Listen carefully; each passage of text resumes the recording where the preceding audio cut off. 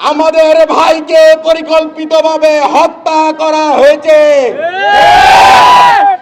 সাম্যকে যেভাবে হত্যা করা হয়েছে, তার পায়ের নার্ভের রগে আহত করে চাকু দিয়ে কুপিয়ে আহত করা হয়েছে। বন্ধুরা, রগের রাজনীতি কারা করে? বাংলাদেশের জনগণ সহ ছাত্র সমাজ জানে। ঠিক আজকের এই মশাল মিছিল শেষে স্বরাষ্ট্র উপদেষ্টাকে বলতে চাই, আজকের এই মশাল মিছিল রাজশাহী বিশ্ববিদ্যালয়ের পবিত্র মাটিতে প্রদক্ষিণ করেছি।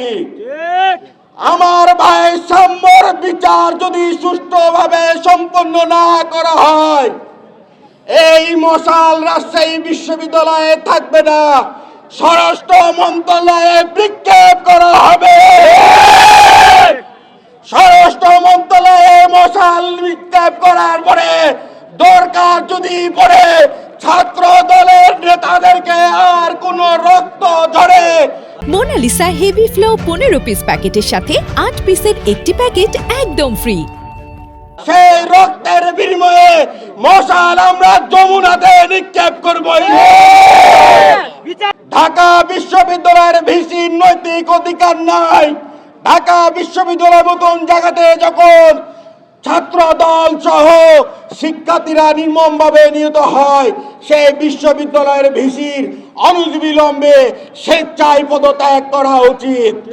বাংলাদেশের জনগণ তাদের মৌলিক অধিকার, ভোটাধিকার প্রয়োগ করার জন্য যখন সোচ্চার রয়েছে, আমরা বাংলাদেশ জাতীয়তাবাদী ছাত্রদল সহ কোটি কোটি জনগণ যখন নিজের ভোটার অধিকার প্রয়োগ করার জন্য নির্বাচন দাবি করছে, তখন একটি ষড়যন্ত্র মহল সরকার কর্তৃকভাবে ইচ্ছাকৃতভাবে দেশে অশৃঙ্খলা পরিস্থিতি পরিবেশ বিরাজ করে বাংলাদেশে নির্বাচন কিভাবে পিছিয়ে দেওয়া যায় এই পায়তারায় লিপ্ত হয়েছে।